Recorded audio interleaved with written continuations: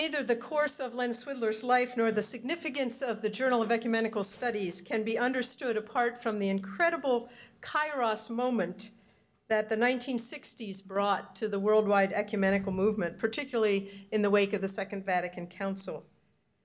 Len wrote his doctoral dissertation in history on the Una Sancta movement, the 20th century Protestant Catholic dialogue in Germany, which helped precipitate what Len refers to as the tsunamic changes brought about by Vatican II.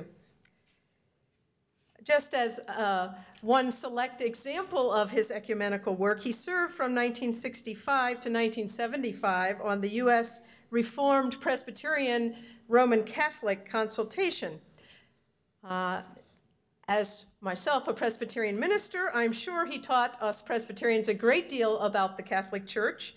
And perhaps at the end of that time, he also understood that he had been predestined to the work of religious dialogue.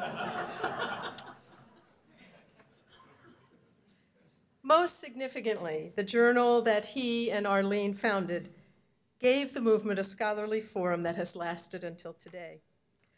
Our next three eyewitnesses have themselves contributed powerfully to this vital work of intra-Christian relations, and in very special ways to the success and significance of the Journal of Ecumenical Studies.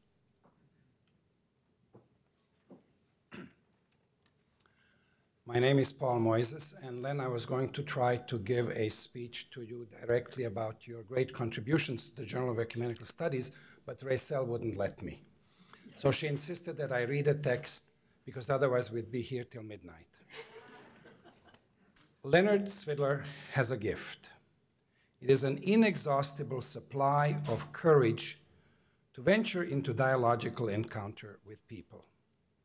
When the Second Vatican Council opened the windows of Catholicism, out flew a flock of Catholic ecumenists, Len among them. Seeing that there was no American academic journal dedicated to the promotion of intra-Christian ecumenism, he founded one, making a great contribution to Christian unity. He widened the circle of ecumenism to include Jewish-Christian reconciliation, and then interreligious dialogue among all religions and subsequently even ideologies. He called this wider ecumenism. That vision was reflected on the pages of JES, which quickly reached such prominence that Centro Pro Unione of Rome pronounced it the foremost ecumenical journal in the world. Challenges were many, but Len did not give up, adding special issues and publishing books.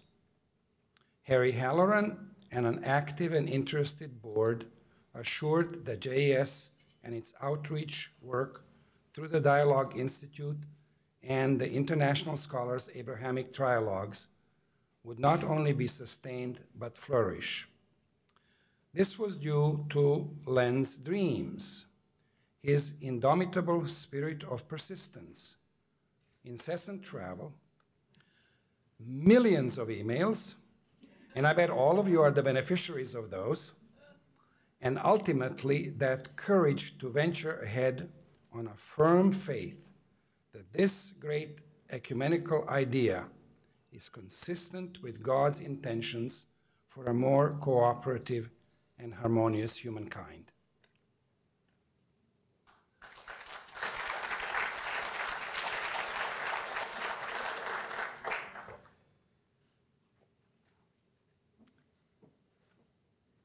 In 1967, Len came to the first meeting of a newly formed North American Academy of Ecumenists. To this group, representing the scholarly side of the Christian unity movement, and full of new energy brought by Catholic participation, Leonard boldly proposed, "You need a journal, and we can do that." It was a deal, and JES has remained the journal of the Academy. He has maintained a close and faithful tie, attending since, I think, a record 41 out of the 43 annual meetings of the Academy. Always there, often contributing a most eloquent and learned voice. In 2001, there loomed the real and dark possibility of having to cease publishing. The board of the Academy, now of ecumenists, now returned the favor and said, "What can we do to help?" We began a close collaboration with Len on a plan to carry the journal and its interreligious dialogue outreach work into the future. What an energetic and effective partner to work with Leonard has been. With his friend Harry Halloran giving added assurance that the journal and its interreligious activity would not only be sustained but flourish long into the future. Thank you, Len.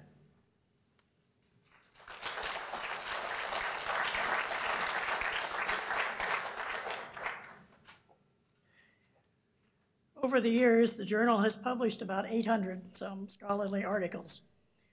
In some cases, the first article published by a young scholar. In other cases, the final article of a mature scholar.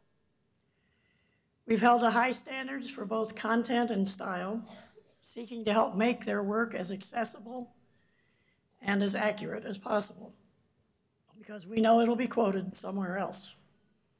Hundreds of scholars and grassroots practitioners have written book reviews, written reports of events over these many decades. These men and women, along with the editorial board that has served so long, are among the leaders in the ecumenical and the interreligious dialogue movements. The masthead of our very first issue included the late George Tavard, Robert McAfee Brown, now emeritus editors Hans Kung, and Franklin Littell, and Gregory Baum, who is here with us today. One name has appeared in every issue of the journal, George Lindbeck. All of these people have been attracted to the journal because of the vision and the work of Andy and Leo, Arlene and Leonard Swidler.